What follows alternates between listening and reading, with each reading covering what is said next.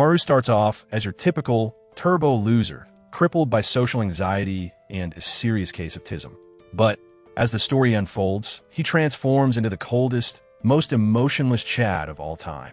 In a world where everyone has a single talent, his absolute menace breaks the system.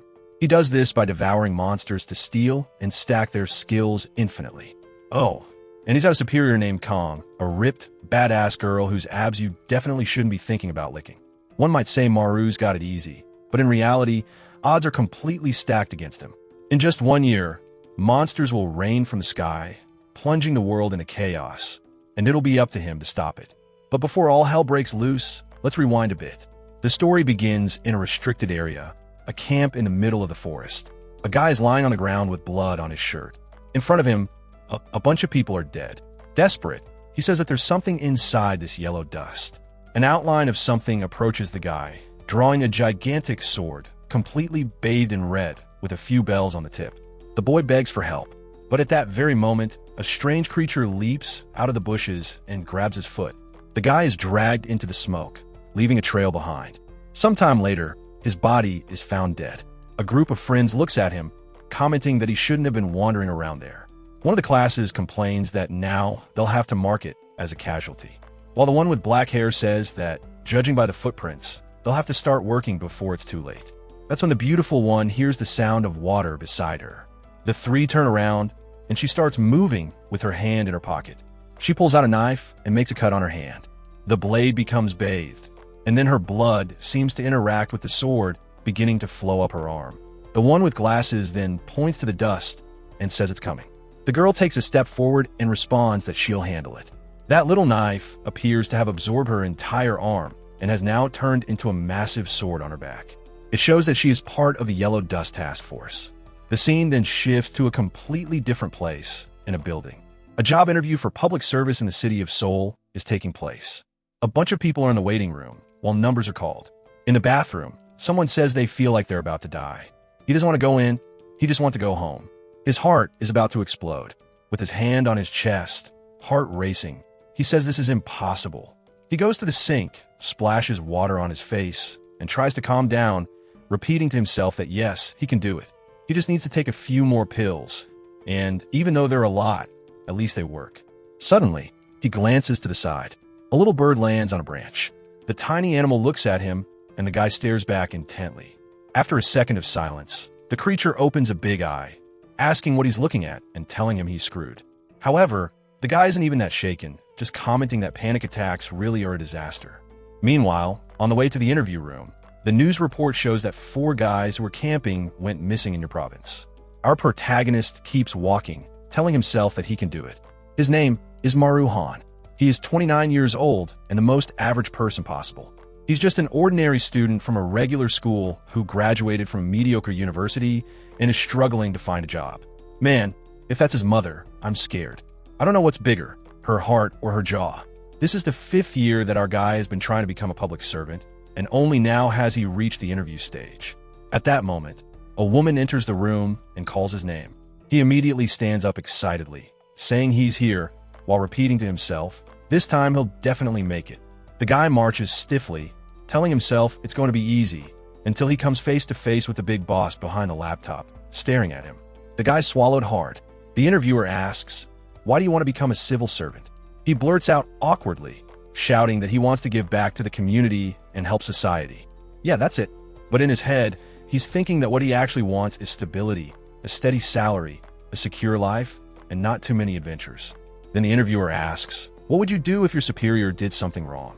Maru replies that, honestly, he would point out what the person did wrong and try to find a solution, but would remain flexible and positive. He knows that if he says he wouldn't do anything, these guys won't approve him.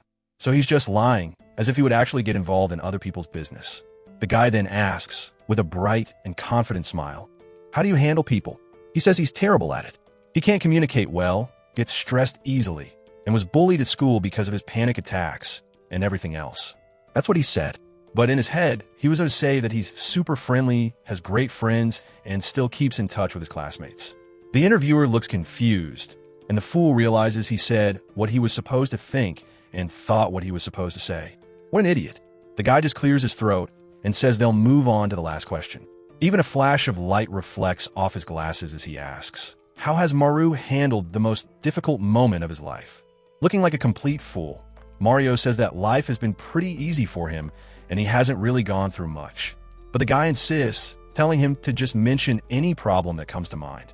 Maru, all twisted up, says that nothing really comes to mind except for that time he went to the mountains with his father.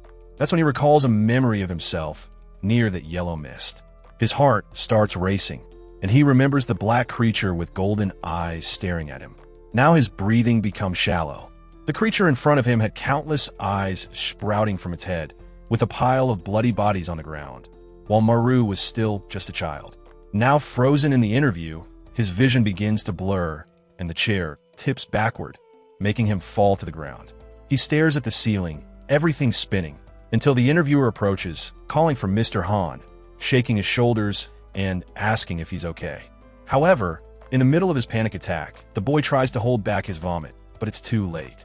The interviewer must have gotten completely drenched. And just like that, we're back at his house, with him sprawled out on the bed, mumbling that it was a disaster. He's sure that interview is a lost cause. Now, without a job, without a girlfriend, and without friends, how is he supposed to live an ordinary life? Suddenly, someone knocks on the door, and he has no idea who it is. Still a mess, he stumbles to the door and opens it, asking what it is. It's a Jigachad woman, or maybe it's not even a woman. I can't say for sure. The towering human asks why he didn't answer sooner. He calls her mom, but then sees her stepping into the room, 3 meters tall, built like a JoJo character. But of course, a mother is always a mother. She says she brought him some food and was about to leave. He thanks her, asking if there's any meat. She replies that there isn't, just kimchi and beans. He thanks her anyway, with a jawline that would make mewing practitioners jealous. She glances around and notices that all he's been eating is instant noodles, dirty napkins, and drinking soda. Meanwhile, he sits there all crooked but happy with his meal. Seeing the mess around him, she starts tidying up, wondering how he can live in such filth. He says he'll clean it later, but she's more interested in how the interview went. That's the final blow. Now the poor guy slumps to the floor, completely defeated. He mutters to himself that there's no way he's telling her he vomited on the interviewer. His mother crosses her arms and smacks his back, saying that if he can't even pass this one, there's no point in worrying. While he suffers, she keeps cleaning. A while later, she even hands him some pocket money. He's moved by her kindness, but refuses, saying that he's an adult now and needs to work. But man, she just stretches out her massive arm, activating every muscle, and he immediately accepts. She scratches her gigantic chin and comments that if he failed the interview, then the shaman must have been right. She then tells him that he has to visit the mountain. For a moment, he looks terrified, but in the next scene, we're already there. The sun is blazing, and the guy's wearing a sweater and pants. Now, that's true taco. As he wonders how many years it's been, he realizes he never imagined he'd be back here, standing in front of the mountain where everything happened. But then he remembers that his mother spoke with an excellent shaman, consulting about why he couldn't land a job. The shaman's response was that it wasn't due to his panic attacks or ADHD. It was because his father, who died 20 years ago and mysteriously disappeared, had left a barrier on his soul that needed to be cleansed. Until he did that, he wouldn't be able to move forward in life to become a public servant. He had to make an offering on the mountain to appease his father's soul. But after walking so much, he has no idea when he'll finally reach his destination. After a while, he stands before a gate and says, "This is it." He opens it and pauses for a second, glancing to the side. At that moment, he seems to see an identical version of himself. Given his transparency, a guess is either a soul or a memory. The boy rushes to the house's entrance and slowly starts opening the door. Inside, a man stands with his back turned. Maru fully opens the door and just stands there, staring. After a moment, he moves closer, tugs at his father's pant leg, and says he's hungry. But his father seems to have a strange expression and suddenly starts screaming. The boy flinches, and with that, the illusion vanishes. Then he feels a sharp pain in his chest and realizes that another panic attack is coming. He takes a deep breath and exhales, a bit calmer now. He reaches into his backpack, pulls out the liquor, and pours it into a cup. He tosses it around the house, while telling his father that he hopes he's having fun wherever he is. He explains that he only came because his mother asked him to, asking his father to rest in peace. That's why he's there, to offer prayers to the spirits of the mountain. He recounts that after his father passed, his mother worked tirelessly so he could grow up and find a job. As he performs the prayer and offering, that yellow dust starts creeping in. Maru wonders if all this smoke is because there's a fire in the mountain. He starts running, reminding himself that safety comes first. But then he hears a strange voice echoing, repeating, "Safety first." He wonders if it was just an echo and looks back. Within the yellow mist, a figure emerges. "Man, you've seen this before, so why are you still standing there?" A bloated, burst-headed monster appears, repeating, "Safety first." Poor Maru has so many hallucinations that he assumes it's just another one. He wipes his eyes, expecting it to disappear. But whatever it is, it keeps approaching him. He knows something is wrong and that he better start running. But then, something pierces through his stomach. Already on his knees, he wonders if this is how he's going to die. Spending his whole life studying, struggling to get a job, and never even getting to enjoy anything. On the other hand, at least if he dies, he won't have to worry about work or bills anymore. He smirks, saying that he knows no one will care. But then, he remembers his strong mother. She always worked hard, supported him no matter what, and was happy just to see her son doing well. The courage of his strong mother runs through his veins, and he starts getting up, even with that thing still impaled in him, saying he won't die here. However, the creature catches a scent and, looking all strange, starts moving toward him, repeating the same words about safety first. The monster moves in to take a bite, and inside its mouth, an eye is visible. The creature latches onto Maru's waist, and he tries to push his torso away to avoid being bitten. However, the monster's mouth is huge, and it sinks its teeth into his shoulder. The poor guy screams in agony, thinking to himself that if this keeps up, he'll pass out. That's when he remembers his father telling him to eat well. If the monster can bite, so can he. He bites into the creature's neck, tearing off a chunk. Damn, this boy is brutal. The monster never expected the tables to turn like this, and now is writhing in pain, while the massive eye inside its mouth keeps staring at him. From within its iris, a dark energy spreads, leaking out of its head. Maru's mind is suddenly flooded with visions of countless bodies being dragged away by these creatures. A kind of carnage where the monsters slaughter each other. Watching over all of it is a strange green eye observing the battlefield from above. Maru tries to comprehend what he's seeing, who's speaking to him, and whether he might already be dead. His mouth is filled with a metallic taste, and he wonders if this is the taste of death. Someone calls his name. Once again, he wonders who it could be this time. Slowly, he opens his eyes. A guide has arrived and asks what he's doing in a restricted area. With his mouth still bloody, Maru is confused and quickly stands up in shock. He immediately looks around, wondering where that monster went, or the creature that emerged from the yellow dust. The guy in the Hawaiian shirt wants to know what Maru saw and what he said. Maru explains that a yellow mist appeared beside him. He was attacked by a monster, and now he just woke up.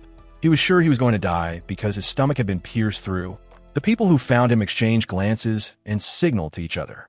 The guy in a Hawaiian shirt commented, "When the alarm went off about a demon, I thought it was a false alert, but apparently it wasn't. Moreover, it looks like this kid killed it," he added. The girl responded, "That's impossible. Sure, you can gain a demon's power through its blood, but you can't immediately use its abilities." The guy glanced at Maru and called his name. "Maru, do you know what happened yesterday?" Standing there in his torn shirt, like some kind of fashion challenger, Maru wondered what he meant by yesterday. Then, he looked at his phone and merely jumped. He'd been unconscious for an entire day. Meanwhile, the dude commented, "If he survived for this long, he definitely gained abilities." The girl said, "It's too soon to make any claims since he just woke up and won't understand the situation yet." The guy reassured her, saying, "Don't worry, everyone goes through this." He placed his hands on Maru's shoulders, saying, "You arrived at the perfect time. You're going to have to participate."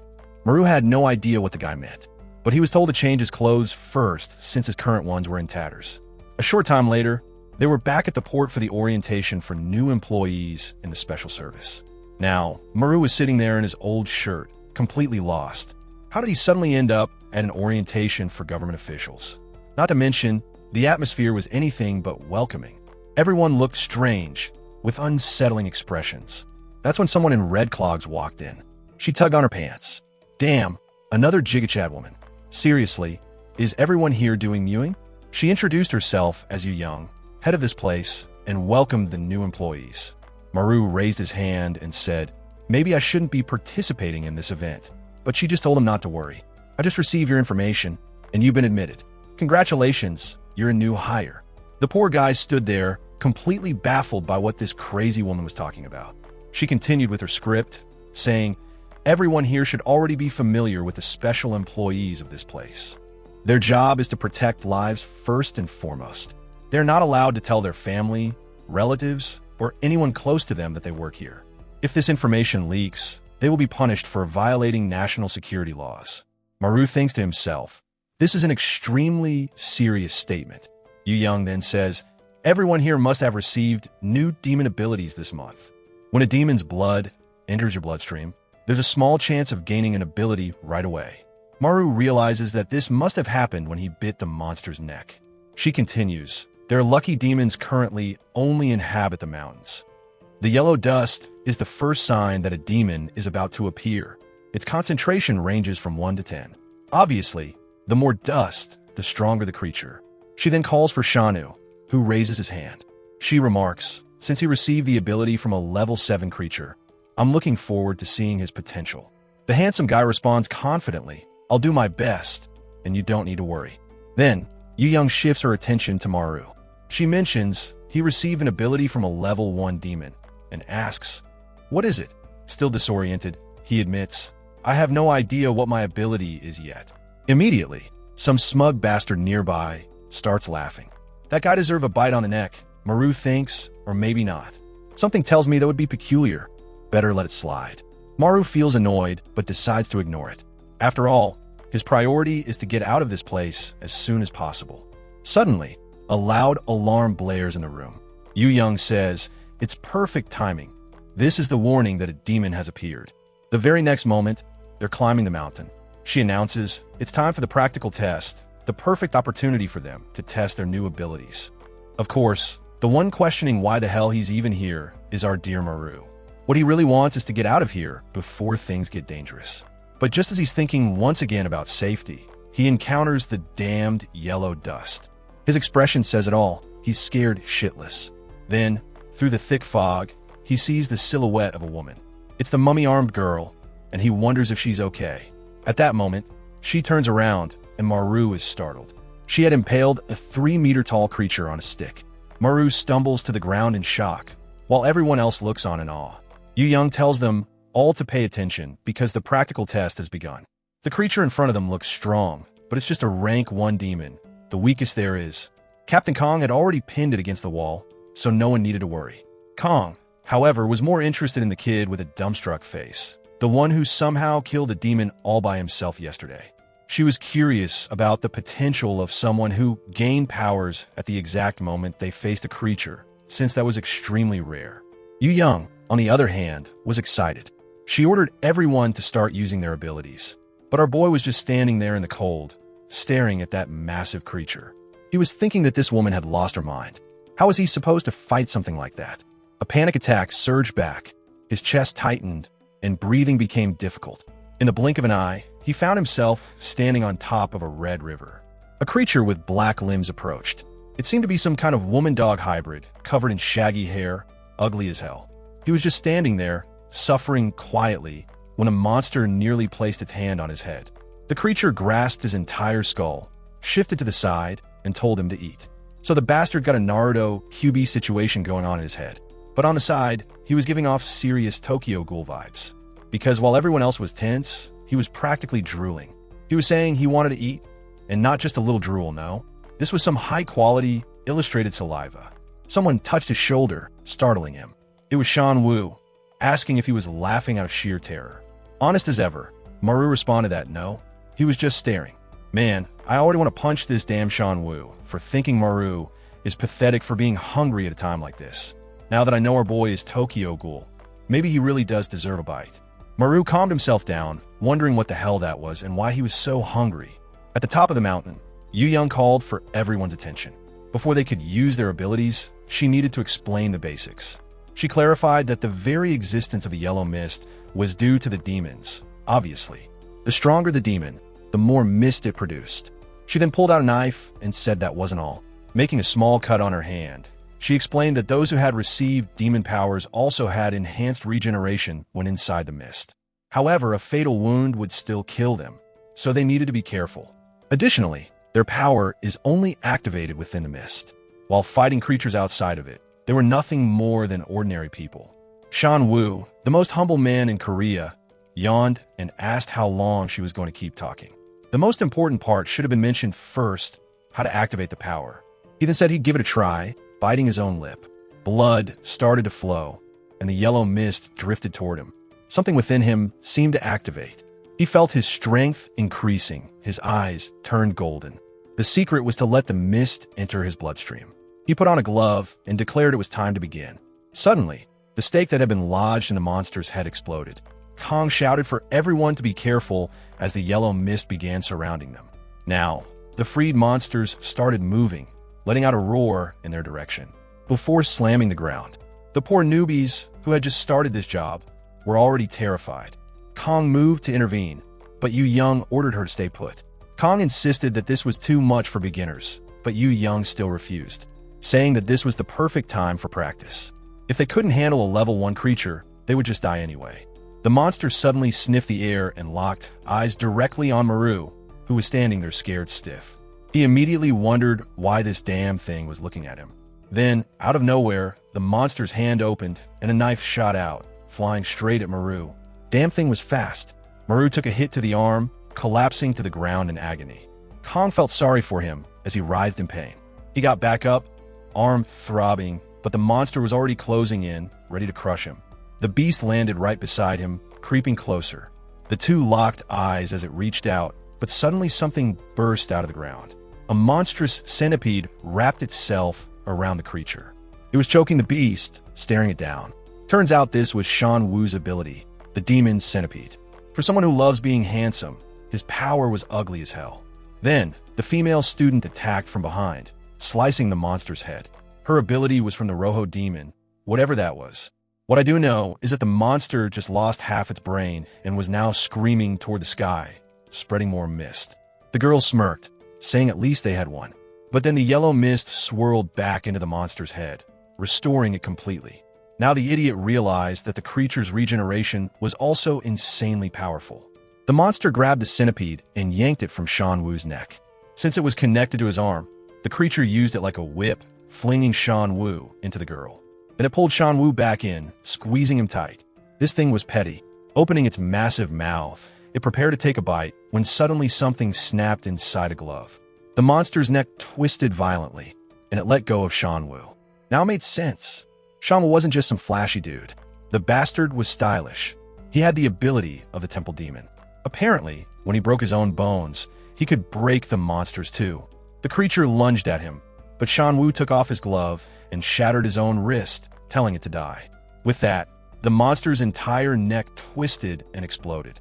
Its body collapsed to the ground, leaving its head at his feet like a soccer ball. Shan Wu explained that once a demon's head was severed, it could no longer emit or absorb mist. So that was it. The rest of the trainees were left stunned. He commented that it was a good chance to test something new. But then, Kong appeared behind him. She asked if he intentionally broke her stake to wake up the demon, the kit, and the villain potential. He simply denied it. No, of course not. Where was the proof? She grabbed his arm and said they could find out real quick by breaking his fingers to see if her weapon shattered again. With that, Yu Young clapped her hands, cutting in and praising Shan Wu for doing well on his first try. However, someone was missing. Our boy had bolted out of there. He wanted no part of this. Working a job like this? No way. He wanted a peaceful, ordinary life, not one where he had to fight demons with cursed powers. But someone needed to tell him that he was the protagonist of this story, so he wouldn't be escaping the action anytime soon. Yu Young shook her head, saying that someone who ran away like that wasn't qualified to be a special agent. Meanwhile, Kong was still trying to process what she had seen earlier. There were countless targets in that area, yet the creature had clearly chosen to go after him. Yu Young immediately ordered them to find him and check if he was still alive. But then, Kong was the only one who noticed the obvious. Why hadn't the yellow mist disappeared if the leader was dead? Now everyone else started wondering the same thing. Meanwhile, Maru stood in front of a gate that was emitting an insane amount of mist. He wondered why it was there. At that very moment, a new monster appeared. The thing was huge, at least 15 meters tall. Maru immediately ducked behind a bush. Why him again? Of all people, Why did he, the one most desperate to escape, have to run into something like this? He took another peek to see if it had vanished, but nope, the monster was right behind him. Just then, the TikToker with dyed hair called for Kong Chana. Yeah, that's her name, folks. She asked what was going on, and he said he had received an alert from headquarters. A level 3 demon had been detected in the area. Young found it odd. Demons didn't usually show up one after another like this. Kong wanted to know where. Well, we could already guess, couldn't we? Our boy was running for his life through the restricted area, skidding across the ground, shouting for help until he tripped over a rock and face-planted. He got up and spotted that same house, his father's house. At least he knew this place and where to hide. He dashed to a house with an iron door and slipped behind it, panting, wondering what the hell that thing was. He peeked through a gap, reassuring himself that there was no way the monster would follow him this far. Of course, it was right there. Why the hell was this thing so obsessed with him? Not to mention, he had no idea what those things floating around its head were. Just then, he heard the sound of the gate opening. An old man stepped inside, calling out for someone and wondering why there was so much yellow mist in the air. The old guy's cataracts were bad. He couldn't even see the 15-meter-tall monster standing right in front of him. Meanwhile, the creature was grinning, ready to devour him. Muru knew he had to do something to save this old man before he got killed. The problem? He wasn't strong enough. How was he supposed to pull this off? That's when he remembered what Yu Young had explained. Those who had received demon abilities could regenerate wounds while inside the mist. However, a fatal wound would still be enough to kill him. His hands trembled. He knew he might die. Maybe he should just stay hidden and save himself instead of throwing his life away for some stranger. The old man squinted into the distance, asking if that was Chong Sang's mother. Even the monster seemed confused, repeating her words. The old woman took a step forward, scolding it for mimicking her. Then, she froze. Now, that was close. Her eyesight might have been bad, but this close-up, her cataracts weren't a problem anymore. She could see the massive creature standing right in front of her. Terrified, she stumbled back, struggling to comprehend what she was looking at. Meanwhile, the monster just kept repeating her words. It raised a single finger, and Spikes took aim. Then it attacked. Blood splattered, and I bet $1 million that Muru had thrown himself in front of it and taken a hit. Sure enough, as the old woman slowly opened her eyes, she found the boy bleeding out in her lap. He weakly asked if she was okay. She said yes, but he collapsed onto her, missing an arm and impaled all over. Man, this kid suffers. Struggling to stay conscious, he told the old lady to run while wondering why he had been cursed with the level 1 ability. His power was as useless as the resumes he sent to companies. In the end, he was going to die, and he wouldn't even be able to save the old woman. All they wanted was for someone stronger to show up and save him for once. As he lay there waiting for help, the yellow mist began seeping into his arm. Veins started surfacing on his neck, and here came the telltale cultural artwork drool. Then, in a sudden burst, he lunged straight at the monster to bite it. Meanwhile, Kong was sprinting through the forest. She heard a scream behind her and turned. She burst through the gate, only to witness something insane. Muru was feasting on the monster's neck. Horrified, she couldn't comprehend what this rookie was doing. The creature grabbed Muru by the head and slammed him against the wall. He was barely conscious. It looked like he had swallowed the chunk he bit off. The monster, on the other hand, was furious. The little bastard had taken a bite out of him. As the monster tried to flee, Kong noticed something. The part that Muru had bitten wasn't regenerating. She didn't understand why, but this wasn't the time to worry about that. She charged at the monster, leaping high and grabbing one of its crystals. With that, she activated her steel demon ability, transforming the crystal into a sword. The monster roared, hurling spikes at her. She turned just in time and reflected them all with the blade. The creature was forced to defend itself against its own attack. But now she was right in front of it, deadly, beautiful. With a precise vertical slash, the creature was split in half. And with that, it crumbled into dust. The battle was finally over. Blood rained over the scene, drenching the area in red. She approached the old woman, asking if she was okay. The woman seemed to have fainted. Moments later, she suddenly woke up, confused. Kong, now completely clean, probably because the blood had turned to dust, casually reassured her, saying that a wild boar had passed through. That was all. The old woman muttered that boars often pass by around here. Kong assured her not to worry. She would handle the problem. The woman thanked her for her hard work and returned home. Kang's expression changed immediately. She turned toward Muru, determined to find out what this kid was. She had never heard of someone with a level 1 ability regenerating an entire arm out of nowhere. In theory, his ability should have been weak. Cut to our boy screaming in frustration. He had just received a message saying he would be starting work tomorrow. But after remembering that spiked monster that nearly killed him, he had zero interest in showing up for that job. Maru collapsed on his bed, muttering that there was no way he was going to that job. But on the other hand, he really did need work. Desperate for a job or not, he was too exhausted to think, so he decided to just sleep. However, if there was one thing this guy never got, it was a moment of peace. As always, he was dreaming about that war where the red monsters devoured and slaughtered each other. A voice called out, telling him to come back.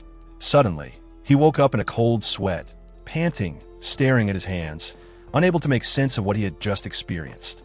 Morning had already arrived. He glanced outside only to see that the entire mountain was on fire.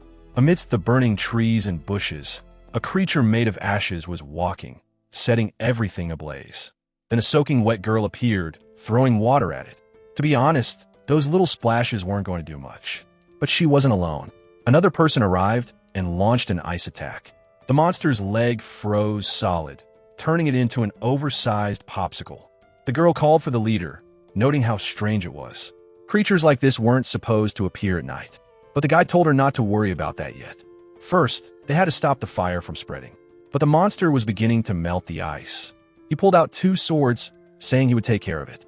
He charged toward the creature. But right at that moment, something emerged from his forehead. A sinister eye opened, issuing a command. Bring that person instantly. The monster broke free. The captain and the creature closed in on each other. One prepared to slash, the other about to throw a punch. At the very least, the guy managed to block. But even then, he was sent flying into a tree, crashing hard against it. He was wrecked. The soaking wet girl called for the leader, panicked.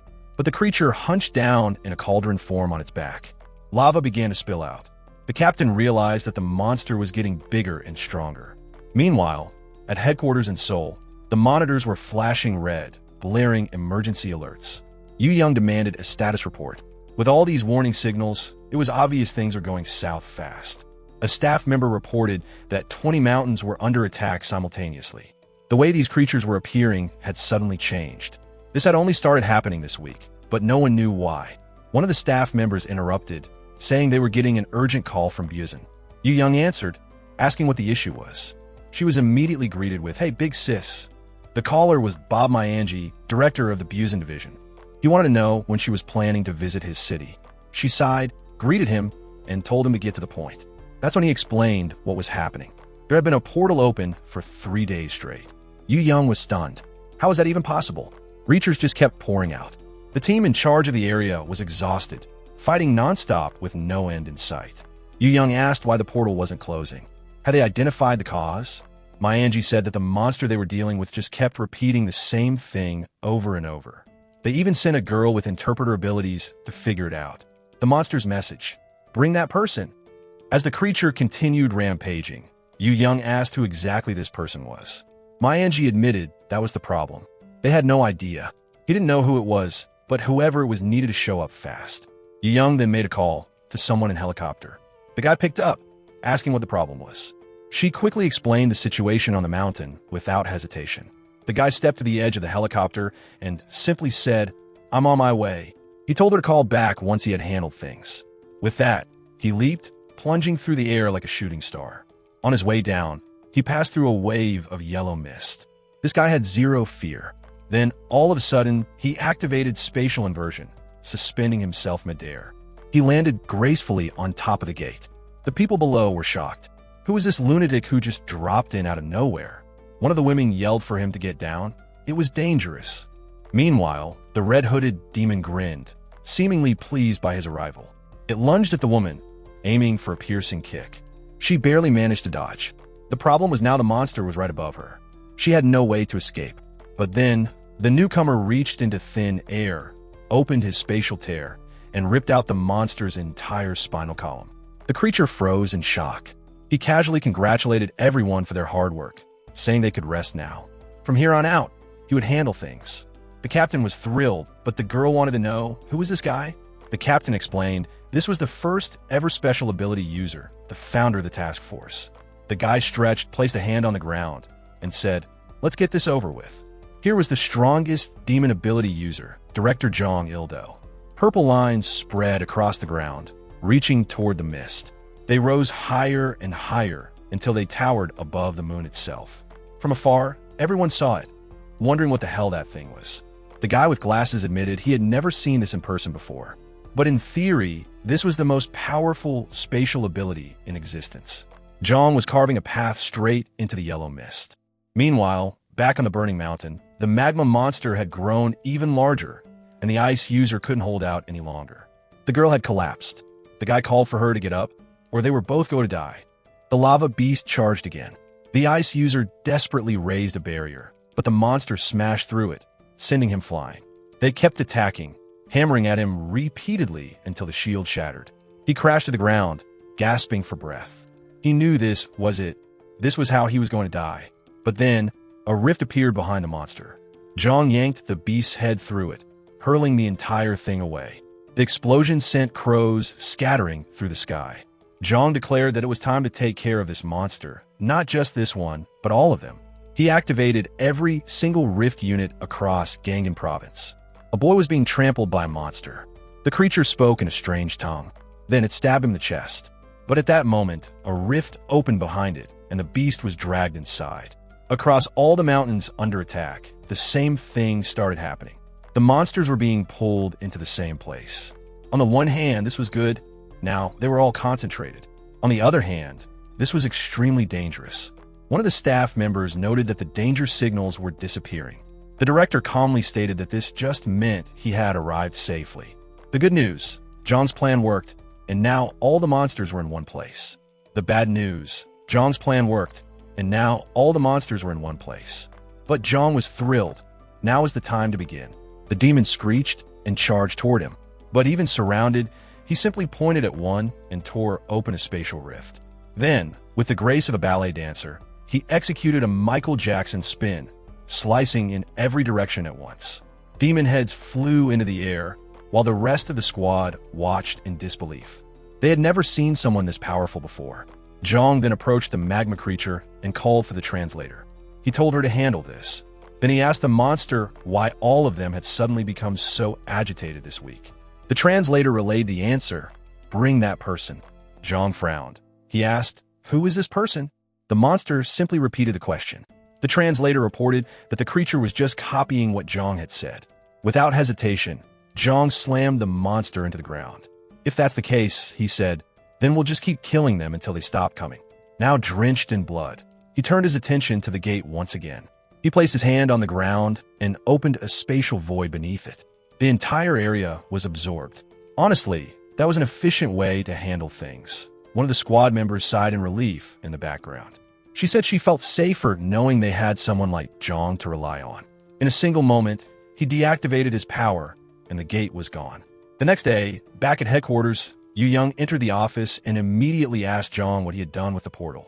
He casually explained that it was inside his black void and that he was exhausted from the effort. But the insufferable woman just told him he should handle everything as he always did. Jong groaned, saying that he had limits too.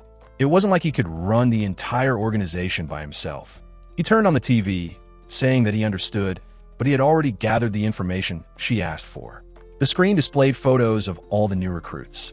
Yu Young wanted to know why he was so interested in them. He explained that he was trying to understand what the demons wanted.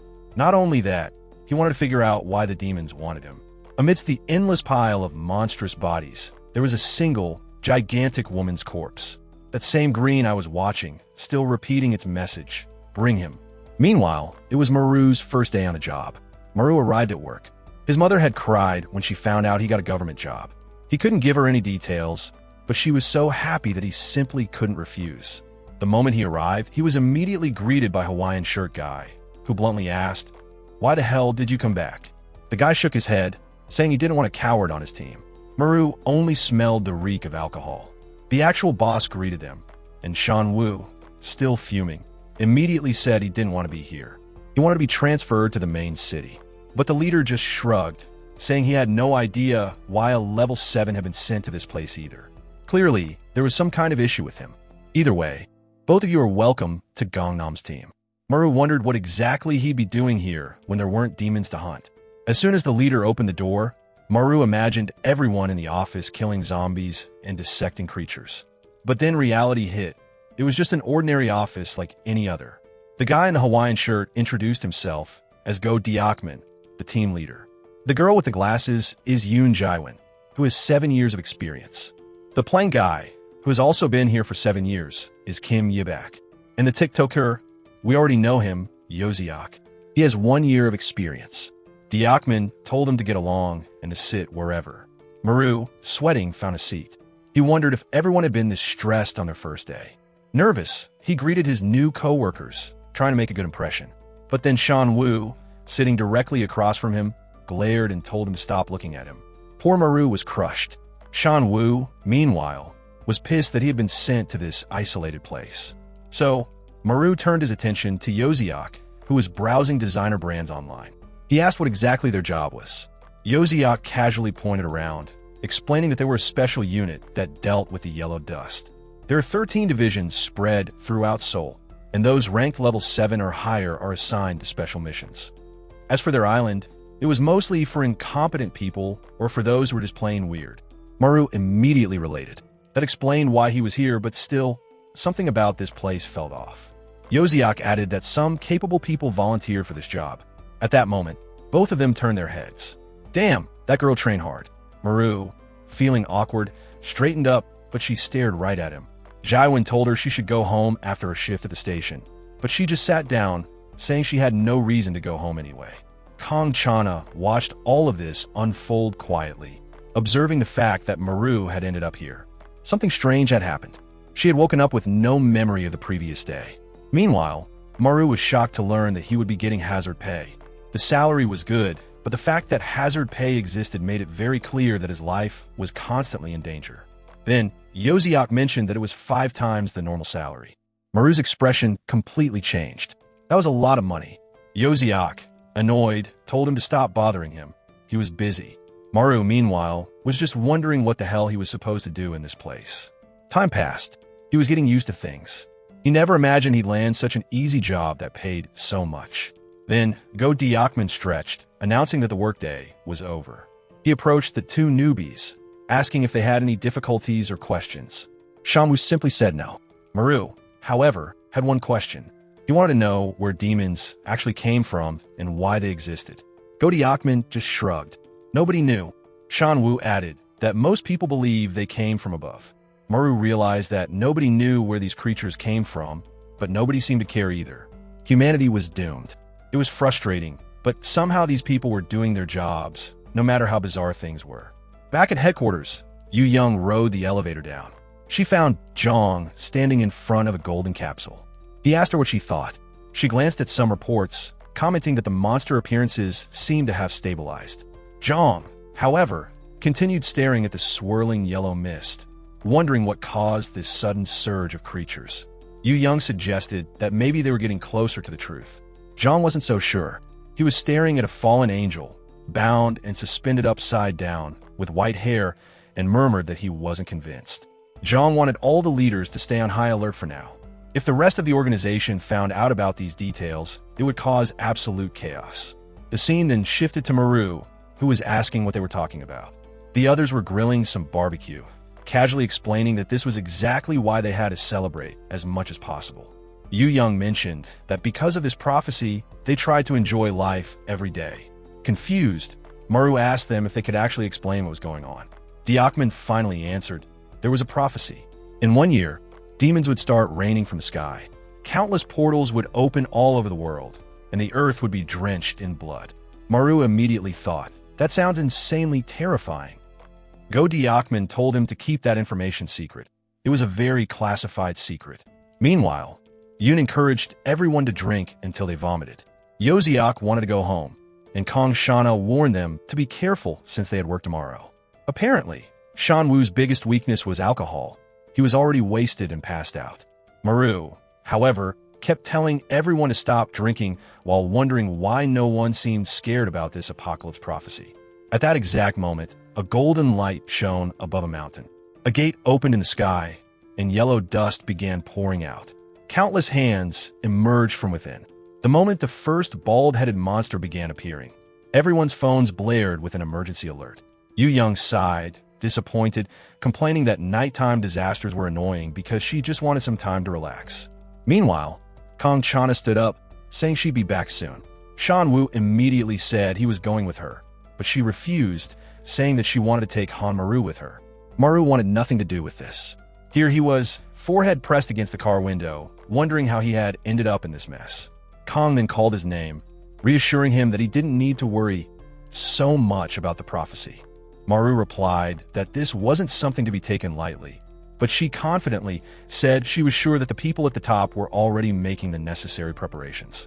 He might not know it, but countless powerful individuals work in this organization right now. All they had to focus on was locating the demons and killing them.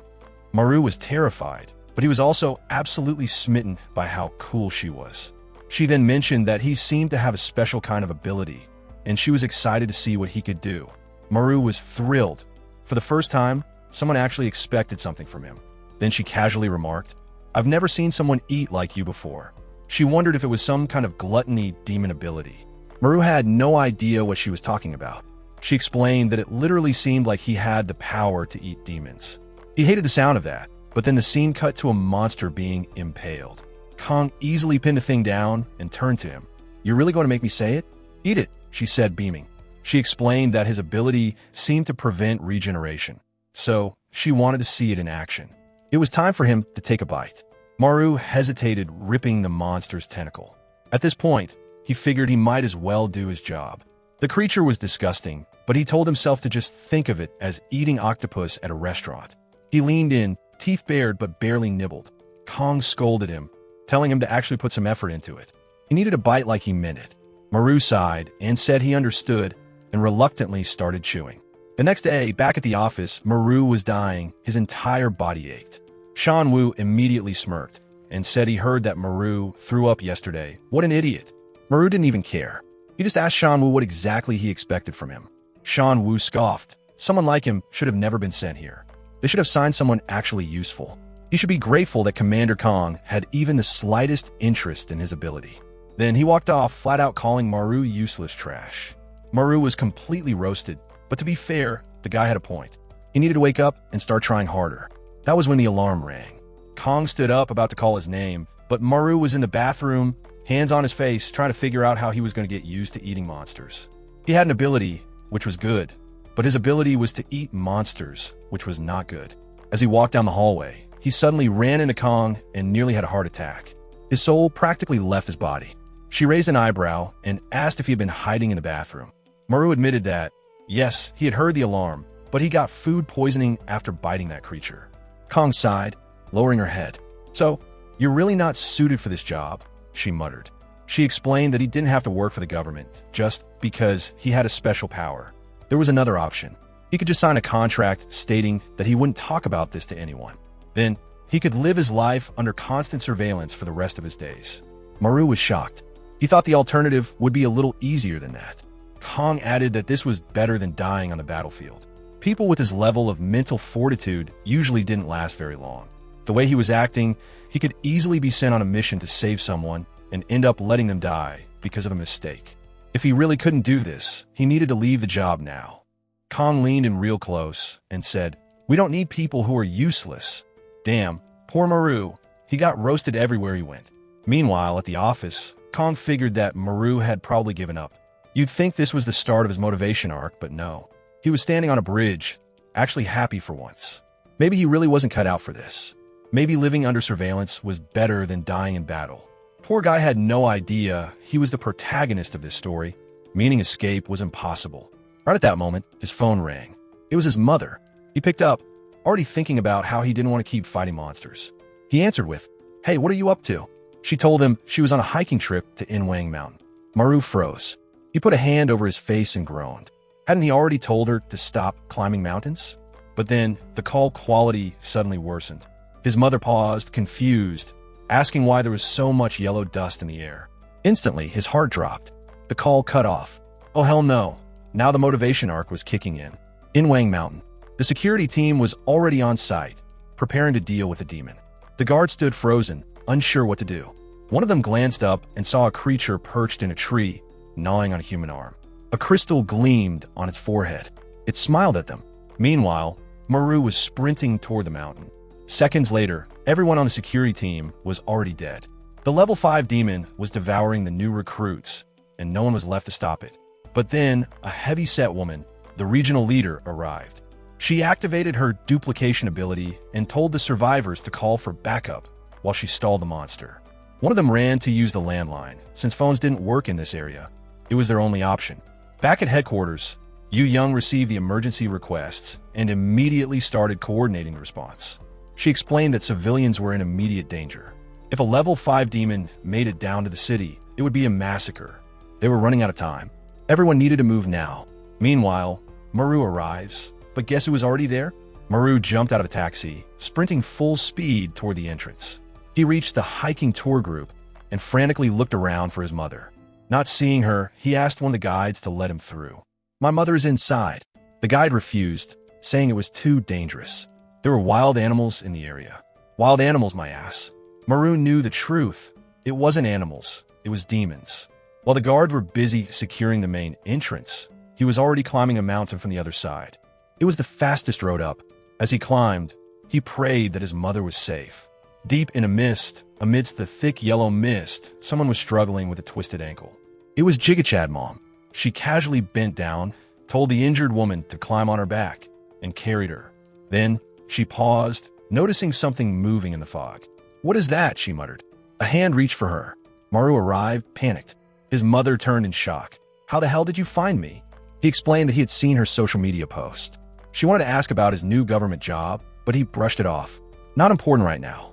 The other woman smiled, saying, "Oh, so this is the son you were talking about? I'm so happy for you. A government job is a big deal." Maru's mother beamed. "Yes, now all I have to do is find him a wife, but he's not very popular with girls." Maru sighed. "Can we focus here? We need to leave now."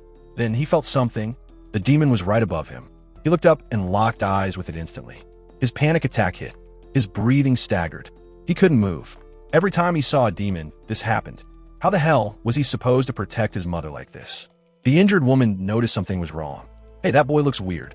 Maru's mother suddenly screamed his name. The demon turned and leaped at her.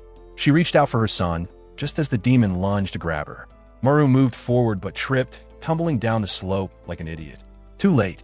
The demon was about to bite down on his mother. Maru screamed, but then a surprise attack. The demon collapsed, its back bleeding. Maru, confused, stared at the creature. Where did those knives in its back come from? His mother freaked out. "What the hell is that?" Then, she noticed something on her son's head. Maru looked up and realized the knives were hairs. Oh shit. He had absorbed the power of a demon he had eaten. He suddenly remembered one of the creatures he fought had this exact ability. Then he felt something weird in his back, and another knife formed. Holy __. He could control that, meaning his power wasn't just stopping regeneration. He could steal abilities. He smirked. "All right, let's see what this power can do." The demon was already down, crawling away. It was weaker than he expected. That was weird. Why was everyone on the mountain struggling against something this weak? Meanwhile, in a different part of the mountain, a wounded soldier was slumped against the fence. 2 agents from headquarters approached him. "Are you all right?" Shaking, the man stammered, "The demon, it was terrifying. It destroyed my team." One of the agents rubbed his chin, doubtful. "That's hard to believe. The leader of this region is a level 7 user."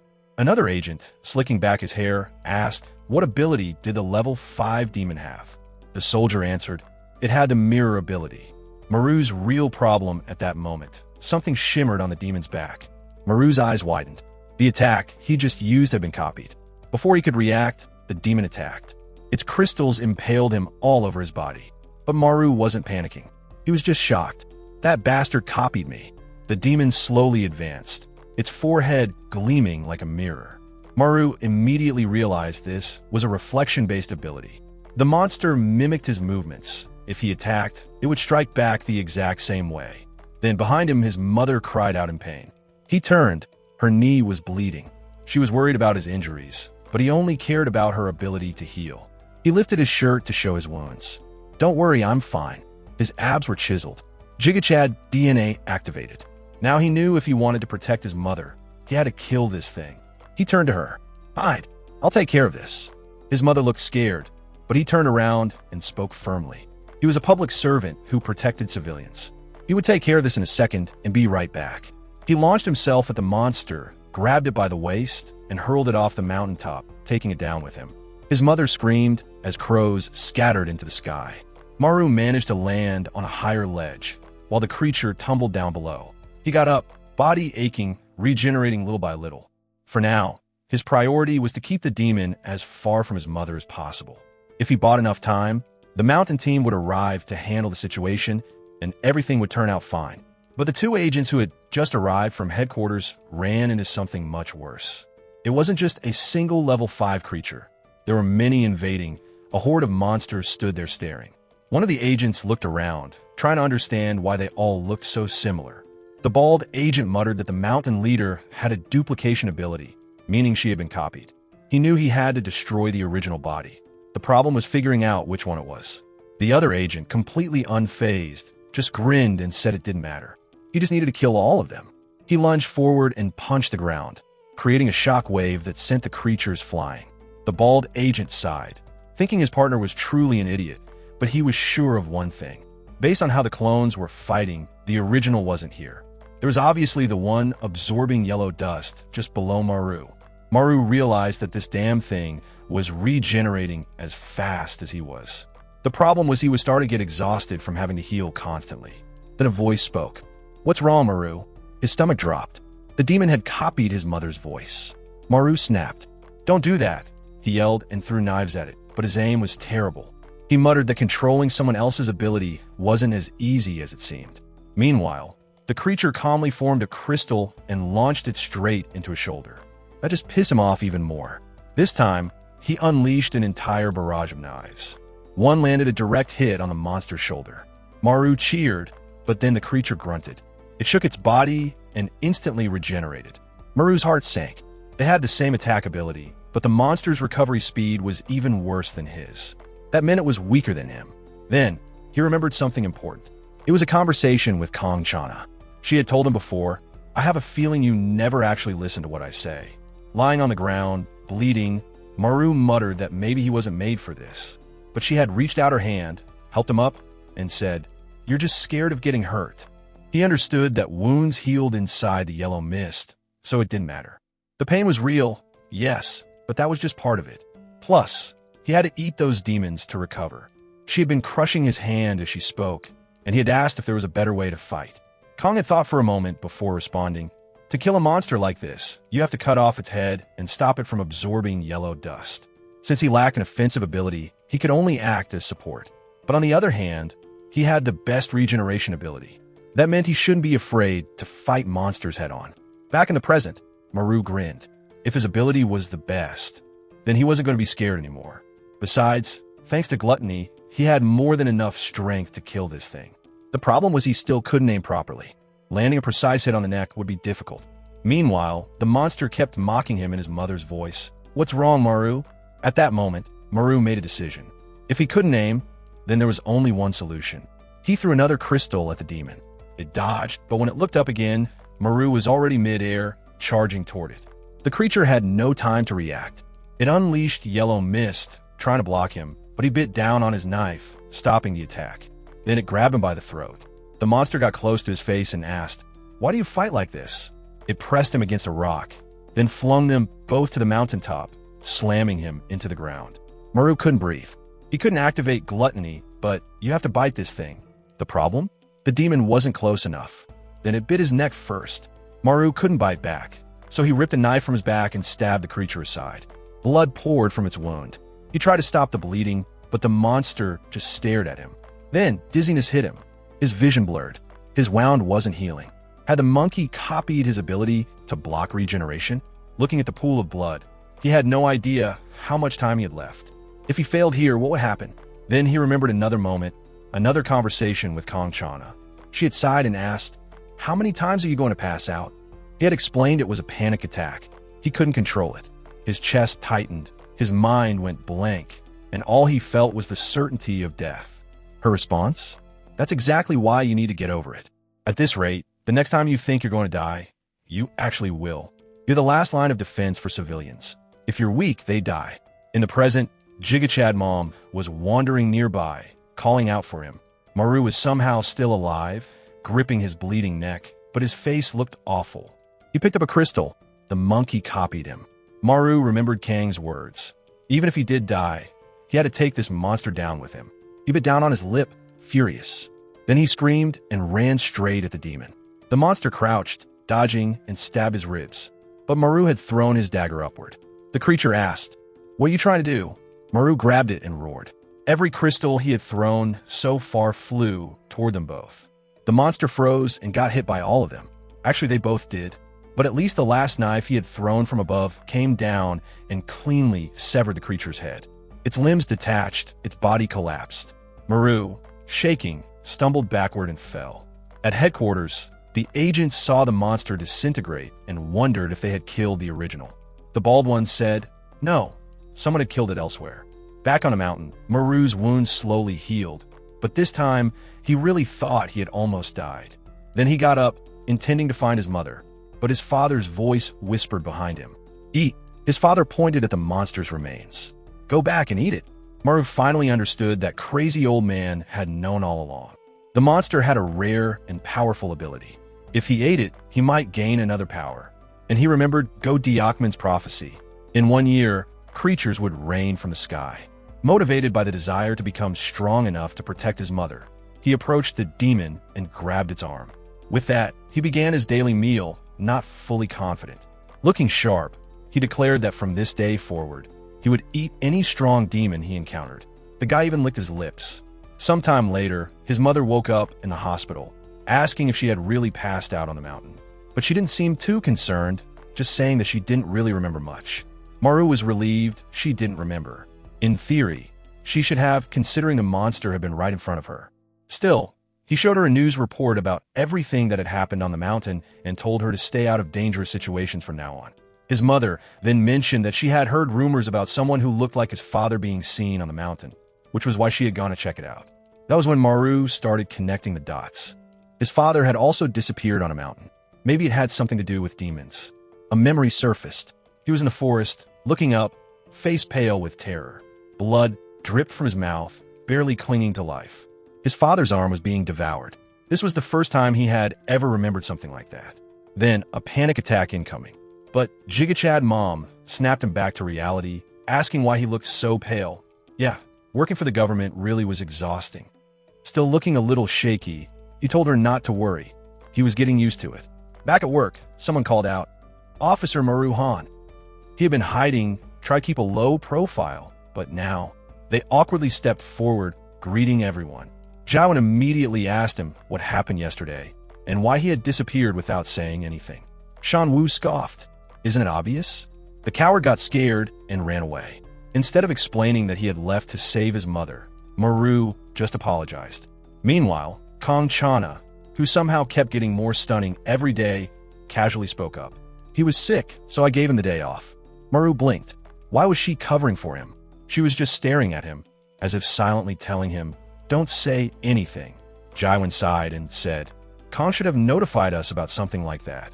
Kong apologized. Jiawen, however, wasn't letting it slide. You can't just say sorry after making a mistake like that. Before the argument could escalate, the alarm went off. Kong immediately started changing in her gear.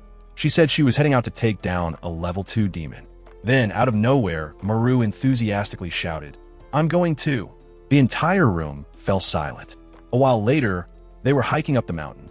On the way, Maru apologized for making her take the blame for his mistake. Kong shrugged. She said she knew he had left because she had been too harsh on him, so it was fine. "But why did you come back?" Maru was already sweating, out of breath, and they were only halfway up the mountain. Still, he managed to answer, "I'm here to fight now." Right at that moment, yellow dust started rising. A massive, fat creature emerged in the distance. The ground shook. The monster charged straight at them. It was a huge, gray, obese old man, yelling that he was ready to fight. Kong Chana warned them, even though it's level 2, don't underestimate it. After all, an entire mountain team had been wiped out by a mere level 5 demon. Maru knew exactly which one she was talking about, the one he had beaten yesterday. Then Yoziak, the TikToker, casually commented. Those guys were lucky HQ had taken care of the monster. The main branch only had level 7 and above users, meaning they were on a completely different level. Maru froze. Should he say it? Should he tell them it was actually him who had killed it? The problem was, he had left early yesterday. He'd have to explain a lot, but he wanted recognition. He wanted them to know he worked hard too. But before he could say anything, Kong asked, "What is that demon doing?" The creature had its hands under its arms, scratching its armpits. Someone yelled for them to step back. Maru suddenly stepped forward and said, "No need. I'll handle this." Kong looked genuinely surprised. Since when does a level 1 user think they could take on a level 2? Maru pointed to himself. That level 1 user is me. He faced the demon, then slicked back his hair. Time to show how much he had evolved since killing the monster on the mountain. He mimicked the monster's movements, scratching his armpits. "I'm not a useless member of this team anymore." A horrific stench filled the air. The monster moaned, sniffed it, screamed, and ran away. That's supposed to be my ability. Even Maru was disgusted by what he had done. Still, he rushed in for a fist fight.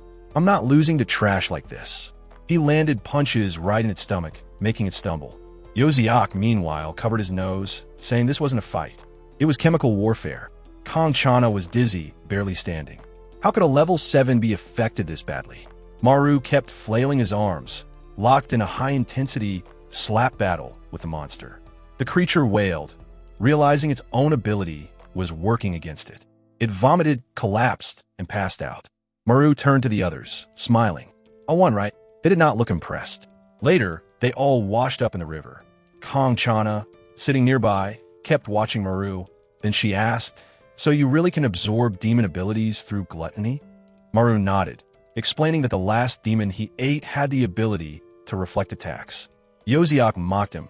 "Oh, so that's what your whole dramatic speech was for? All that build-up for that?" Maru felt a little embarrassed, but Kong just shrugged. "It doesn't matter. You did well. You're improving." Maru blushed until she ruined the moment by adding, "But honestly, they're still disgusting for having to eat those things, humiliating." They left soon after, saying they needed to check for more demons. Maru sat there wondering, why did I have to get stuck with that monster? Why can't I ever look cool? Then someone appeared behind him. "Are you Maru-han?" Maru froze, covering his face. "Who are you?" It was Zhong. "I only had one question. Did you kill the level 5 demon on the mountain?" Considering Maru was supposed to be a level 1 user, this was extremely strange. Maru, feeling awkward, answered, "Yes." Zhong smiled. "I'm here to take you to HQ and Seoul." Maru blinked. "Wait, was this a promotion?" Zhong simply asked, "You know what issue is, right?" Maru nodded. As far as he knew, it was where the elite worked, so why was he being taken there? Zhong, still smiling like a K-drama protagonist, said, "Sage, because I recognize talent when I see it, petition for the artist to spend less time drawing this guy, and use that extra time on the ones we really care about." Back at headquarters, Yu Young was questioning the director about why he had delayed the meeting.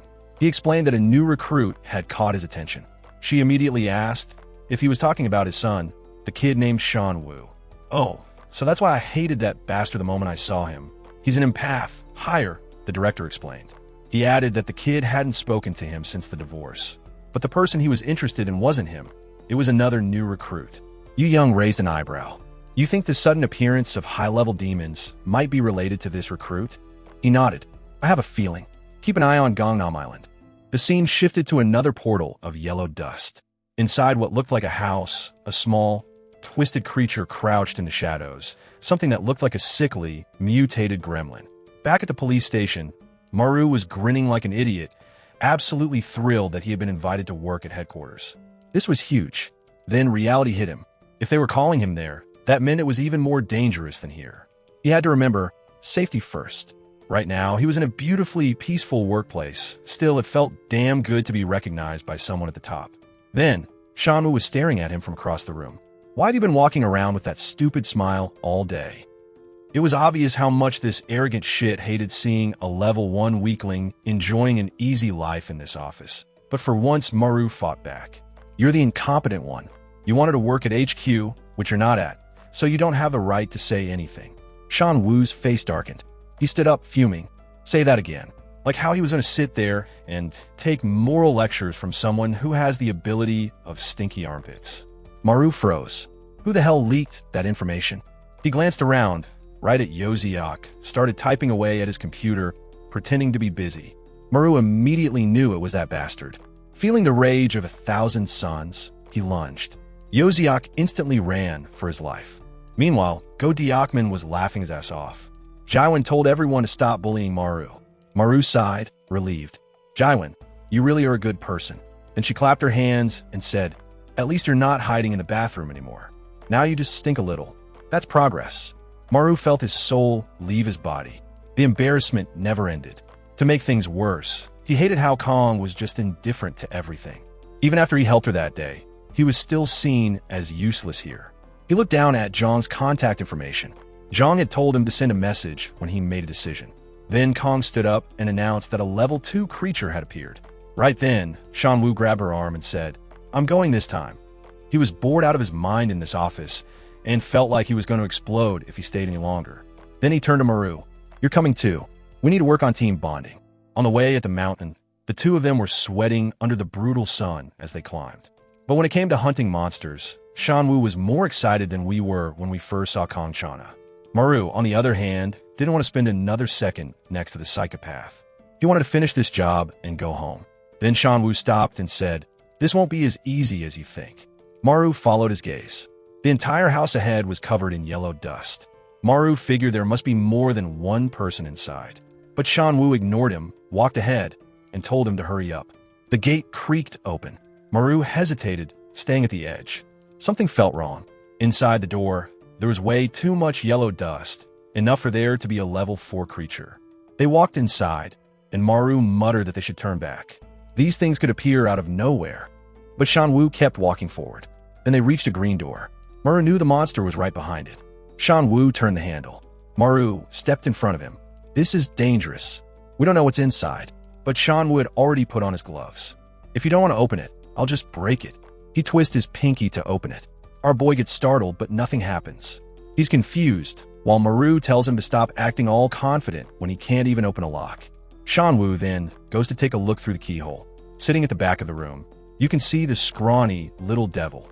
The protagonist pushed him aside, setting him in the corner, saying he wanted to take a look too. He said the thing looked weak. However, the guy warned that, judging by the amount of dust, this creature was at least level 7 or higher. Frightened, our boy wants to know why something that's strong is on this island. Shanwu replies that he has no idea, but now he understands why his heart was racing. For a long time, he's been eager to fight a truly strong monster. Our boy already took off running, saying that Lunatic was going to put both their lives at risk. So, it's better to call headquarters right away. However, when he turned the lock, it was opening. He starts slamming his shoulder against it, wanting to know why they can't leave the way they came in. That's when he realizes that, obviously, it must be the work of the demon hiding in the room. Meanwhile, Shanwu was kicking and punching, trying to force the door open, shouting at the damn recluse to come out so they can fight. Maru, on the other hand, doesn't want to spend even a second against that demon, much less against that psychopath, especially knowing it's a Hikikomori level 7 demon. The blackhead was just standing there, then suddenly started repeating something about being lonely. He kept saying, lonely, lonely, while his face began to distort. Looking at his fingers, Shanwu sees that his entire ham was already broken, yet the door didn't have a scratch on it. What the hell was this thing made of? Meanwhile, Maru is slamming a chair against the window, but unfortunately, even that isn't working. It seems that lonely creature's power was creating a trap house. At that moment, his heart starts to tighten. The situation triggers a panic attack, and he wonders if the office people are going to arrive anytime soon. 2 hours pass, and he's already furious, unsure if those bastards just forgot about them. In an office, Diakman yells that they have a problem. Jaiwan looks around and says they really forgot about the training date in Bozen. Everyone starts flipping through files and working, saying they're about to sort it out. Kong Chana slams the keyboard, gets up, runs, grabs the file, and hands it over to the guy.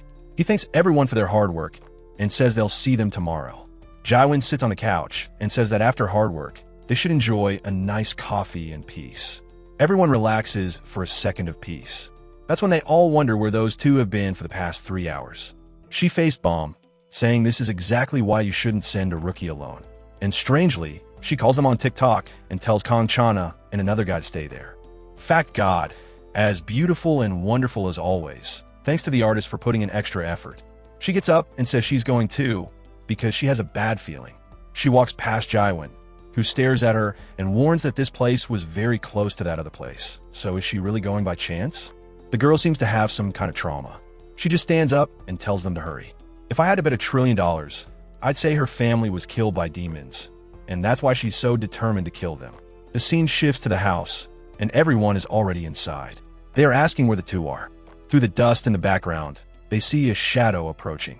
It was the desperate fools, shouting at them not to let the door close. But it was too late. It shut right in their faces. The fools wondered why they had barged in like that. Already slumped on the floor, Jaiwon wants to know what happened to them. The situation is explained, and they stand by the door. They realize that, apparently, the demon doesn't want to leave. That's when Kong tells everyone to step back. She pulls a small arm out from her body and forms a katana. She slashes at it, but obviously, nothing happens. Yoziak is terrified that even her attack didn't leave a mark. Jaiwon then tells them to wait because she'll handle it. She pulls up her jacket sleeve, revealing a small black orb on her arm. A tiny spider appears, and guess what? Her ability is called Demon Spider. She tells Minnie to go in, but the lock was too small for her chubby spider, and unfortunately, it didn't work. Our boy watches her consoling the spider, and remarks that she seems like the weirdest one so far. Shanwoo then tells TikTok to do something instead of just standing there, but he replies that he has no abilities. Maru takes the opportunity to mock him, saying that he seems completely useless in battle. However, the boy fires back that our guy is the useless one. Where are all those abilities he's been absorbing? Why doesn't he use the needle power to unlock everything? To which our protagonist explains that the creature is too far away. He can't see clearly, and his powers don't reach that far. At that moment, it seemed like everyone was useless. Shanwoo wants to know if anyone is going to save them, if there's no one else in the office. Shanwoo says the leader won't because he left for training and won't return until tomorrow. Then, Yoziak reminds them that they still have Kim Yibak nearby. The old, spectacled man suddenly appears, scaring everyone. They ask when he got there. He responds that he arrived because no one had come back yet. Everyone is shaken that this weird guy has zero presence, making it impossible to notice when he arrives. He walks up to the lock to take a look, and Jaiwon asks if he can handle it. Suddenly, he lies down on the floor and starts taking a nap. Maru thinks to himself that either this guy is extremely calm or has some bizarre ability. Jaiwon explains that she has no idea what his ability is because she's never seen him use it. The poor ones are devastated. Everyone who came to save them so far was useless. Jaiwon claps her hands and tells them to focus. "We need to find a way out together," she says. Shanwoo just reminds her that they've already tried everything, so there's no way out. She asks, "Are you prepared to die without doing anything?" TikTok suggests waiting for the leader, while our boy bites his nails in fear in the background. He wonders why Kong was just standing there doing nothing. Something about that was weird. Yoziak, however, wants to understand why the demon isn't moving or trying anything against them. That's when, out of nowhere, a tremor shakes everyone. Kong immediately takes off running, saying it came from the main room.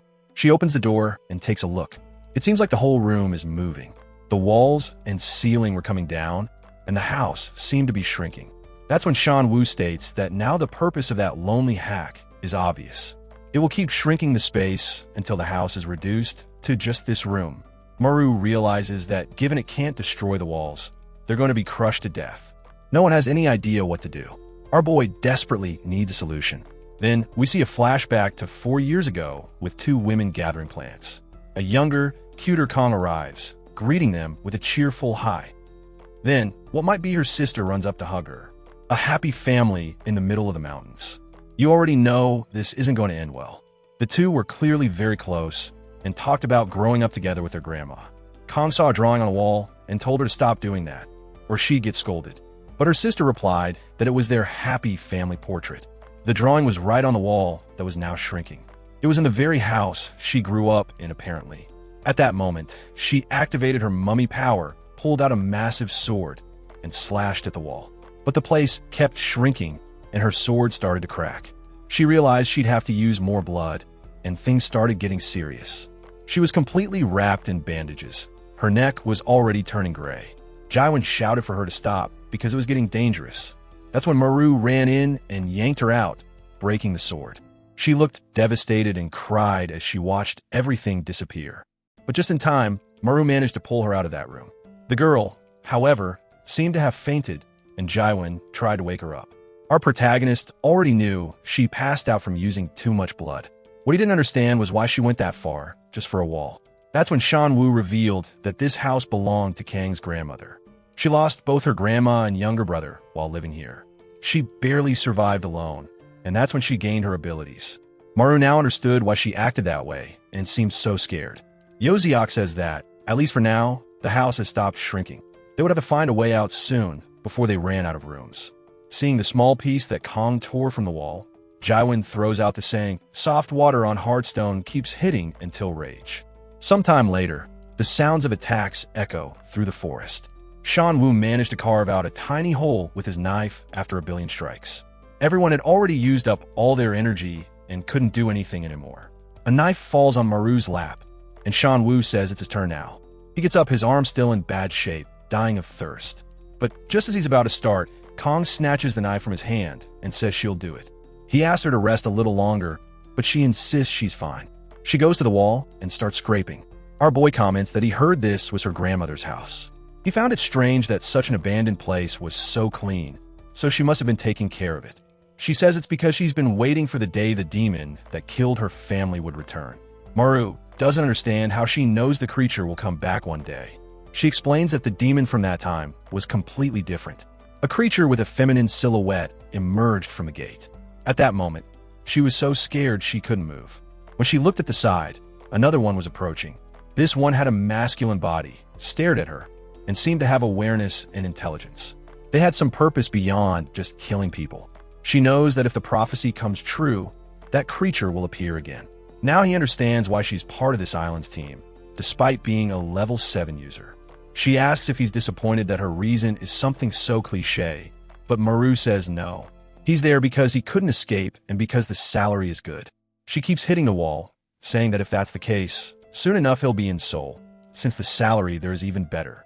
He asks how she knows, and she explains that she saw Jong talking to him that day. Just as she's about to explain why she's sure he'll do a great job, the whole place starts moving again. Everyone screams for them to head for the hallway and escape the area. During the escape, Maru is curious about what she was going to say. The next morning, the house is already shrunk by half. Everyone is exhausted, wondering if this will ever end. Yoziak says their only chance of getting out alive is the leader, but why isn't he here yet? Meanwhile, Kim Yibak is still peacefully sleeping. Our boy is getting fed up. He's saying that while everyone is struggling to escape, that guy isn't even awake. That's when everything starts shaking again. Our boy says they need to get Kim Yak out of the hallway, but the guy is standing up covered in fungi looking like a ghost. Everyone asks what's going on with him. He replies that he thinks now is the perfect time. Suddenly, the door opens and the creature dashes out, desperate and covered in fungus. Everyone shakes Kim Yibak, demanding to know what he did. He explains that he has the mold fungus demon, but it takes a long time to spread. Everyone starts clapping and praising him, saying he did an amazing job and that he's incredible. He just looks embarrassed. But Shan-woo and Kang remind them to stay focused because they haven't won yet. The demon stood in front of them, crying. Then something appeared from its back. A whole bunch of creatures emerged, staring at them. Turns out the lonely one wasn't so lonely after all. That's what Maru thought as they all leaped to attack. A strange red thread was extending from its back. Kang ordered Yoziak to hide everyone. She then activated her zero presence ability, which was almost like invisibility. Kang kept moving forward, slicing through the demons. The problem was that the hallway was too narrow, and her sword kept getting stuck in the walls. As soon as that happened, the creatures started crawling along her blade. Just when she thought she was about to get attacked, our boy went straight for a bite to the neck. As he was being devoured, though, he stretched his hand upward and clenched it. The ceiling started to lower. TikTokers shouted that they were all going to die, but our boy now said no. He revealed the power of the mirror ability. With that, he threw his arms up and commanded the ceiling to stop. His friend praised him, but the demons were still attacking, until one of their heads exploded because Shan-woo had broken a pinky finger. He even told our boy to stay hidden behind the barrier, since he was just a level 1.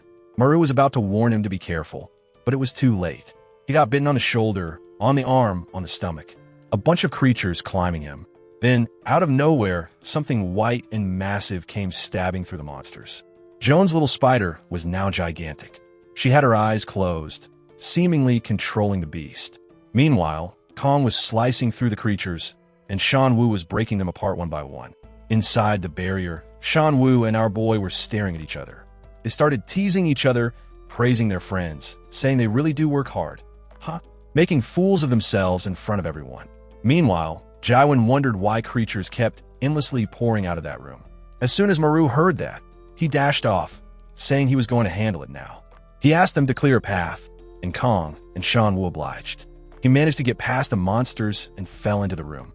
Hidden behind all the Smeagol's, the real one was crouched there. He realized that this bastard was only fighting using clones. Every time something hit its head, a new one was born. So, Maru raised his arms and said that if that's the case, he was bringing the ceiling down, and the thing could stay right there. As soon as he did that, he tried to run for the exit, but his power was working too well, and the ceiling was coming down way too fast. He saw his friends, reached out his arm for help, and was barely pulled to safety in time. Now outside, everyone was celebrating. People were praising his mirror ability, saying it was truly incredible.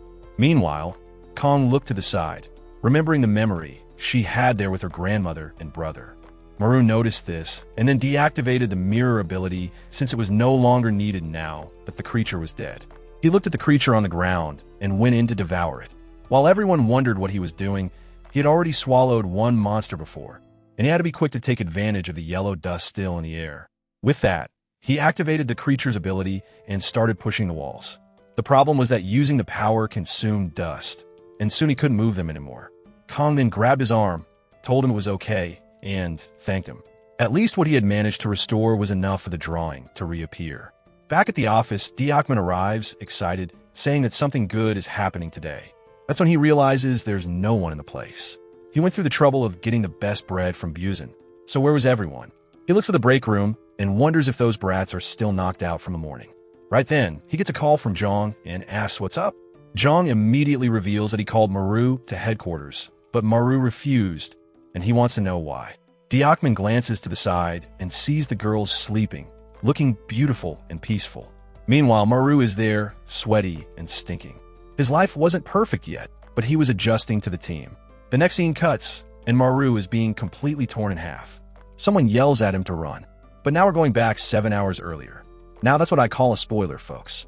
Maru was dying of sleep, complaining that when he was looking for a job, he never imagined making money would be this hard. He was still exhausted from the battle against the demon. Then he heard a car passing by.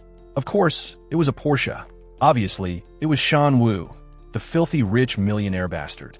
Our boy, shameless as ever, goes up to him, asking for a ride. But Shan Wu just speeds off without a word. A TikToker appears out of nowhere, commenting on how jealous he is of that bastard who even has an imported car. But it was kind of weird for a public servant to drive something like that to work. Maru agrees, saying that in the end, the guy is just weird. Then Yoziak says that no matter how handsome, rich, or tall the guy is, none of that matters because he has a trash personality and probably doesn't have any friends. The two laugh, but Maru starts thinking, he doesn't have any of that, and he doesn't have any friends either, so he's just losing in every way. Next scene, they arrive at the office, looking drained. Diakman opens his arms, calling our boy an amazing level 7 ability user. He's confused, pushing the boss away, trying to figure out what they're talking about. That's when Jaiwan explains that if he ate a level 7 creature and stole its abilities, that now he's level 7. Meanwhile, someone pats him on the back, saying they always thought the kid was just dead weight. But now he's finally useful for something. Our boy blushes, realizing that being recognized by the team feels really nice. Then Yoziak comments that his talent is actually incredible. This is the first time he's seen someone who will just keep getting stronger. Suddenly, Shan Wu slams the table. He says the workday has already started, so they need to stop chatting. Our poor boy realizes that this bastard hates him for no reason, just because he was humiliated before for being level 1. Now he has to suffer for it. Right then, Miss Gorgeous taps his shoulder and asks if they can talk for a bit. Now outside, sitting on a bench, he asks what's up. She says she just wanted to thank him for what happened at her grandmother's house yesterday. He awkwardly scratches his head, saying that they're a team, so it was only natural. But suddenly, she turns and says that after that incident, she's sure about how she feels about him. Our boy blushes hard, wondering what's coming next. And then she says she's sure he's not a level 1 ability user. What a tragedy. I thought it was going to be something good. He asked her to explain, and she says there's no way he could have recovered so well with a level 1 power. He remembers the chubby creature he first bit and is sure that one was level 1. But then Kong asks if by any chance he saw another demon before he started working here. He thinks for a moment, saying there's no way he'd forget something that important. And that's when he notices smoke behind her. Immediately, a panic attack kicks in and a black claw appears. A humanoid wolf stares at him, drooling. His heart starts pounding. He drops his can. She asks what's wrong. He tells her, "Don't worry. It's just that sometimes my mind makes up scary things." She calls his bluff, grabs his hand, and tells him, "Don't worry, because you're safe with me around." I wish I was safe too. Now she's sure there's definitely something in this guy's past. That's when Diakman appears, asking, "Are you done with your little office date?" Completely flustered, he says, "No, we don't have that kind of relationship." Kong just casually says, "In a year, there will be rain and demons in this place, so relationships and only you make sense." She's not even considering anything like that. Her words hit him harder than a level 10 demon's brutal attack. Now he's just lying dead on the bench.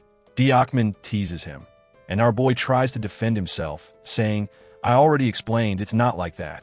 At the same time, though, he really did feel sad about those words, didn't he?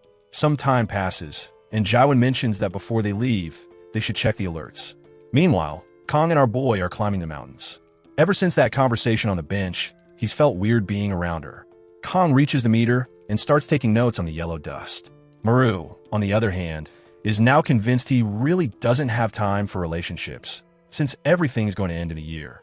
Both of them are lost in thought, thinking that they need to find a way to kill these damn demons, when suddenly the phone starts ringing. It's a distress call from Zone 3, and Yoziak is the one speaking. He says that Leader Dean has already been defeated, and that the creature is heading their way. He warns them to be careful with their words, and then all of a sudden, the call seems to cut out. Kong says, "This is concerning. Diakman is a level 10 ability user, and he was defeated." Maru, however, is shocked that Lazy Guy is a level 10 user. The yellow dust starts appearing, and she warns him to be careful. The demon that was coming was completely different from any they had faced before. Its silhouette appears. The two of them brace themselves, and then a thin creature in a kimono emerges in front of them. The monster blinks a single eye that catches both of them off guard. It greets them, saying, "It's a pleasure to meet humans," and asks if they can have a little chat. It says it's interested in talking to the one who runs things here. Maru is stunned. Not only can this thing speak, but it communicates exactly like a person. Kong tells him to stay alert, but the monster asks them not to be hostile. It claims it doesn't want to fight. It's only here to have a conversation. Maru doesn't understand what kind of conversation this is, but he remembers that Yoziak warned them not to talk to the creature. Yeah, our protagonist ignores that warning and thinks this might be a good chance to gather information. So, he asks where the creature is from. It replies that it comes from Naraka. Maru has no idea where that is. So, the demon explains it's the deepest part of hell. Those who committed grave sins and their existence are imprisoned in that place, trapped in infinite darkness and forced to fight forever. Maru starts to piece things together and asks if that means every demon that exists here was once human. Our boy suddenly remembers himself eating the creatures, which means he's been eating people. He starts vomiting immediately. The demon then says it's its turn to ask a question. Maru shudders for a second, but Kong grabs his arm and tells him to stop talking, even if the demon seems friendly on the surface. She's sure this is the one that took down their leader. She's already prepared a giant spear, but the demon tells her to stop, that it doesn't like violence. She doesn't hesitate, though, and lunges forward, ready to attack. It smiles and warns her that killing it now won't bring her brother back. She freezes in shock as it effortlessly redirects her spear with just a finger. Then it tells her it was her fault for being too weak and letting her brother die. That's when a memory floods back. The moment her brother stepped in front to protect her. Dan, he even looked a lot like our boy, with his chest pierced. He told her to run and collapsed into her arms. She had sobbed desperately. And now, back in the present, she has no idea how this creature knows that. The demon says that, as his older sister, it was her responsibility to protect him. But still, the little boy ended up dying. Maru calls out to Kong and rushes to catch her in his arms. Wait, where did all this blood come from? He hadn't even noticed anything happening. Maru realizes that this thing can probably attack people psychologically, and now they're screwed because if anyone has a weak mental state, it's our protagonist. The demon then says they can continue their conversation and leave that pathetic human aside. But Maru tells him no and orders the monster to shut its filthy mouth. Then he launches himself at the demon, saying he won't let it talk about her like that. He punches it right in the head, smashing it into a rock. The demon is still fixing its teeth when Maru is already coming in for a second blow. Then the monster suddenly laughs and says, "So that's how he's acting, huh? But didn't he just get rejected by her out of nowhere?" Maru freezes, stopping in his tracks like something had struck his heart. He stutters. That doesn't make sense. He's never been rejected before. That kind of thing shouldn't affect him. So, why does he suddenly feel dizzy? He doesn't have any romantic feelings for her. He just thinks she's a strong and cool senior.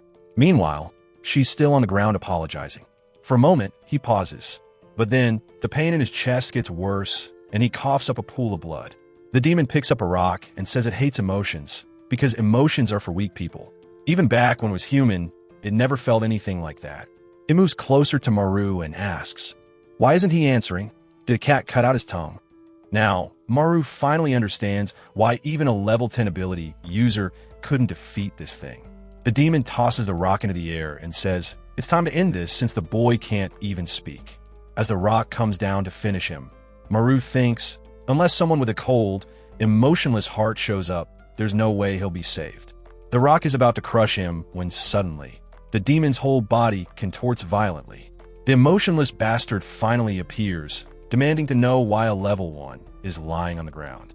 Our boy grins, saying he's never been so happy to see a sociopath. But the guy is already irritated, asking, "Why is this damn fool smiling at him like that?"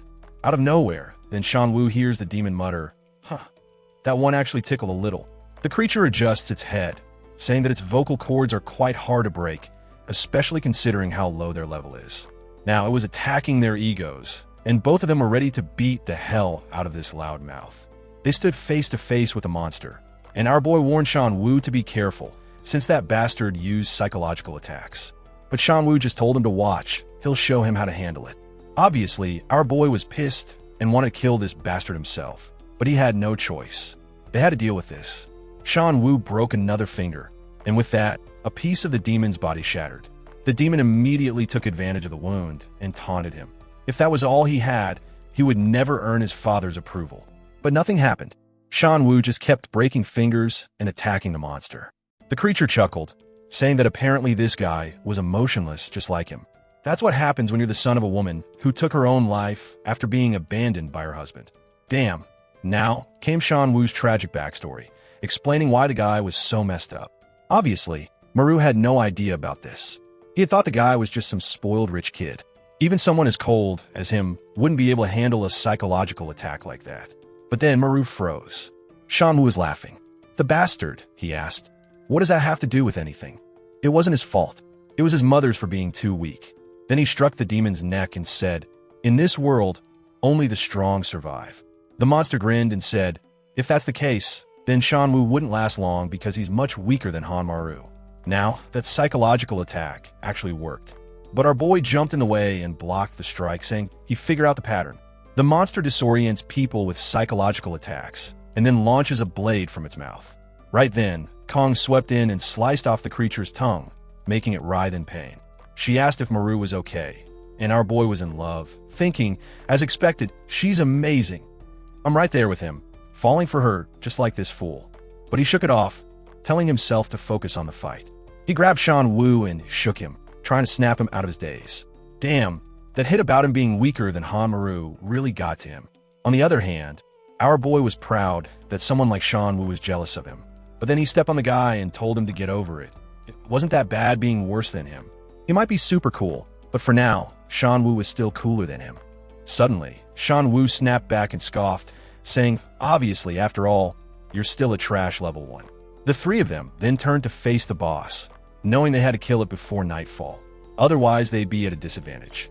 Maru wondered how they were supposed to do that. If he got too close, a monster would use its tongue. But Kong said this was the perfect time, since for now it couldn't talk. However, Shanwu immediately objected, saying she wasn't in any condition to fight. The wound on her chest wasn't healing. At that moment, Maru bolted to the side, thinking he needed to find a way to deal with this monster. He started waving his arms, calling the monster an idiot and telling it he was right there. The creature turned to him. That was the opening he had been waiting for. He told Shan Wu to take care of Kong while he used the new power he had received. But his friend was confused. After all, his power only worked in closed spaces. Kong immediately shouted at Shan Wu, "Help Maru before he gets himself killed doing something stupid." Meanwhile, our boy was sprinting for his life, with the monster right behind him, its tongue flailing everywhere. He was scanning his surroundings, looking for an enclosed space, but unfortunately, there weren't any buildings around. Just as he was trying to figure out a solution, a car sped past him. There was Shan Wu. He slammed on the brakes and told him to get in. Without hesitation, Maru leaped toward the car, furious that this bastard was risking such an expensive ride. Typical rich kid behavior. Our boy was jealous of this damn billionaire. He landed through the sunroof, already opening the door as the monster closed in from behind. The creature aimed a deadly attack at the car while Maru screamed. Shan Wu could get inside, but this was actually a trap. The monster lunged in, and Shan Wu locked it inside. He told Maru the plan was working.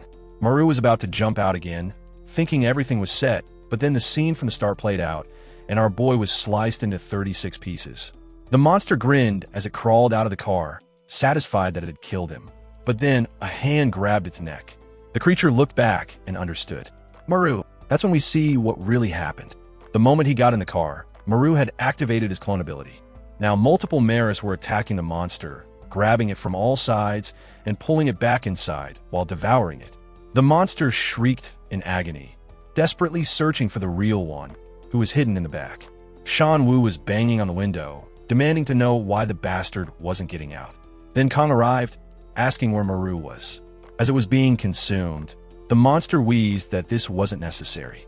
They could just sit down and talk for a bit. Or was Maru just naturally violent, just like his father? And then a psychological attack hit.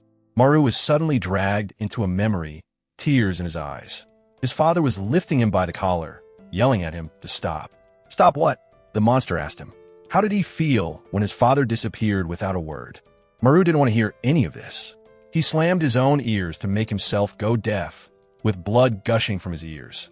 He told the monster to stop playing with people's emotions.